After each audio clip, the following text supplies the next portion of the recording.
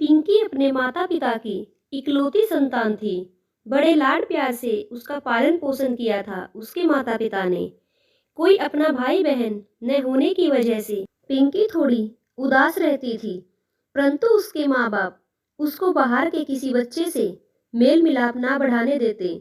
बस वह स्कूल जाती और वहां से सीधे घर आ जाती। घर के भीतर ही टेलीविजन देखती, कार्टून, कहानी इत्यादि। एक रोज पिंकी जब अपने स्कूल गई तो किसी वजह से स्कूल में आधी छुट्टी हो गई और सभी बच्चे घर लौटने लगे। पिंकी की गाड़ी के ड्राइवर को आने में भी थोड़ा समय था। पिंकी स्कूल के पास बने बगीचे में बैठ गई अपना बस्ता लेकर। अचानक से एक आवाज आई, मानो कोई रो रहा हो। नन्ही सी पिंकी उठकर इधर उधर देखने लगी, पर कोई नजर नहीं आया उसे। थोड़े मिनट बाद फिर से आवाज पड़ी कानों में। फिर उठी वह, देखा तो पाया कि पास ही में दीवार के किनारे एक वृक्ष के नीचे छोटा सा हाथी का बच्चा पड़ा रो रहा था। पहले तो उसे थोड़ा भय लगा, पर फिर उसने हिम्मत कर उसके सर पर हाथ फेरा और अपनी बोतल में से थोड़ा पानी उसको पिलाया। जैसे ही उस हाथी के बच्चे ने पानी पिया, वह मुस्कुराने लगा और अपनी सूंड पिंकी के सर पर फेरने लगा। मासूम सी खामोश रहने वाली पिंकी भी आज मन सी मुस्कुरा उठी, मानो उसको एक दोस्त मिल गया हो आज।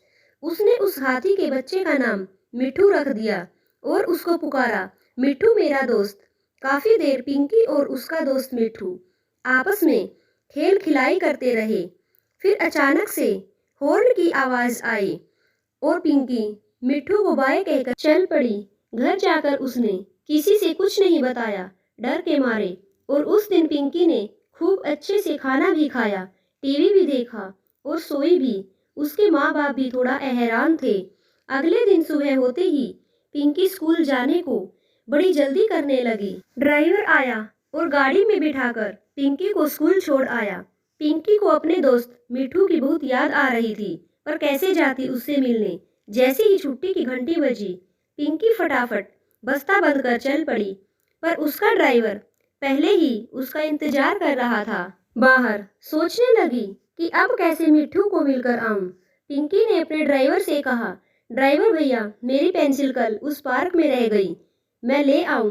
पहले तो ड्राइवर हिचकिचाने लगा, फिर जैसे तैसे उसको भेज दिया और बोला, ठीक है गुड़िया, पर जल्दी आना। पिंकी के चेहरे पर हल्की सी मुस्कान आई और चल पड़ी वह। उसी दीवार के पास देखा, पेड़ के नीचे एक सूंड सी नजर आई। वह मेरा दोस्त बैठा है। पास गई उसके और दोनों ने बातें की, परंतु पिंकी को जाना था वापिस। वह मिठू को बोलकर चली गई कि कल फिर आएगी।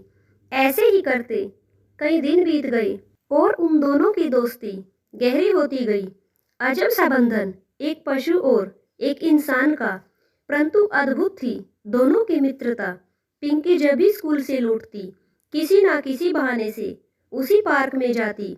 ड्राइवर को कुछ शक सा होने लगा और उसने घर जाकर उसके माँ बाप को बता दिया। पिंकी की माँ ने पूछा, पर पिंकी ने कुछ न बताया और अपने कमरे में चली गई।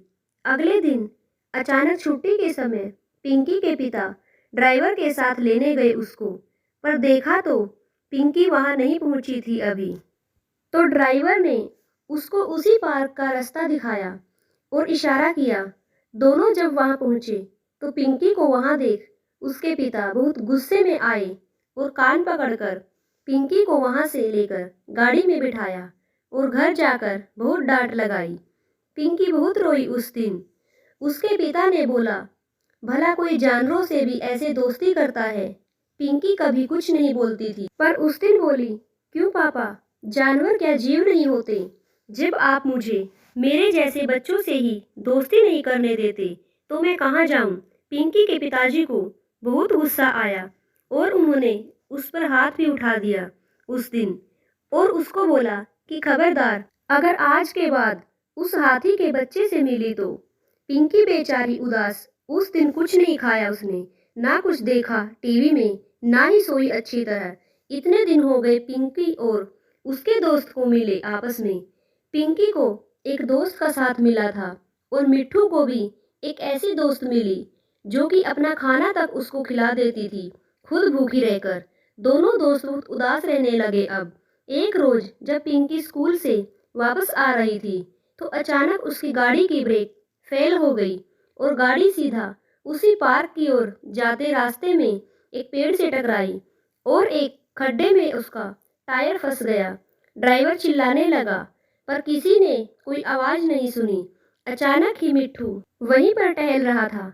उसने जैसे ही देखा कि यह तो उसकी दोस्त पिंकी की गाड़ी है, वह परेशान हो उठा। उसने कोशिश की टायर को बाहर निकालने की, पर पूरी तरह से न निकल सका। फिर मिट्ठू भागा भागा जंगल की तरफ गया और अपने कुछ हाथी साथियों को लेकर आया। उन सभी ने मिलकर गाड़ी का टायर खड्डे से निकाला और ड्राइवर तथा पिंकी दोनों को गाड़ी से बाहर निकाला। परमात्मा का शुक्र है कि ज्यादा चोट नहीं आई किसी को। ड्राइवर ने तुरंत पिंकी के घर पर फोन किया और सारी बात बताई। पिंकी के माता पिता दोनों भागे चले आए और अपनी बेटी को गले से लगाया। उसके माता पिता के चेहरे पर पश्चाताप के निशान झलक रहे थे। आज उनको यह ज्ञात हुआ कि जानवर तो शायद इंसान से कहीं बेहतर होते हैं, जो जान लेना नहीं देना जानते हैं। उन्होंने अपनी बेटी से माफी मांगी और उससे कहा कि आज से मिट्ठू तेरा सबसे अच्छा दोस्त है, जितना चाहे तू उससे मिल और खेल। साथ ही उन्होंने मिट्ठू के सर और सूंड पर भी हाथ फेरा और कान पकड़कर माफी मांगी तथा शुक्रिया अदा किया उसका और उसके मित्रों का उनकी बेटी की जान बचाने हेतु। अब पिंकी और मिट्ठू दोनों खुशी खुशी गले मिले, पर पिंकी अचानक से उदास हो गई। उसके पिताजी ने कारण पूछा तो कहने लगी, पापा एक बात कहूँ, आप डांटोगे तो नहीं? पापा बोले, हाँ बेटे बोल, नहीं डांट लगाता। पिंकी बोली, पापा हम मिट्ठू को भी अपने साथ घर ले जाएं। पहले तो वे चुप से थे, फिर हल्का सा मुस्कुराकर बोले, हाँ जरूर, क्यों नहीं। पिंकी की खुशी की सीमा ना रही और दोनों हंसी खुशी अपने घर गए। मिट्ठू भी मस्ती में झूमे जा रहा था। अब पिंकी को शायद किसी दोस्त की कमी नहीं महसूस होती थी।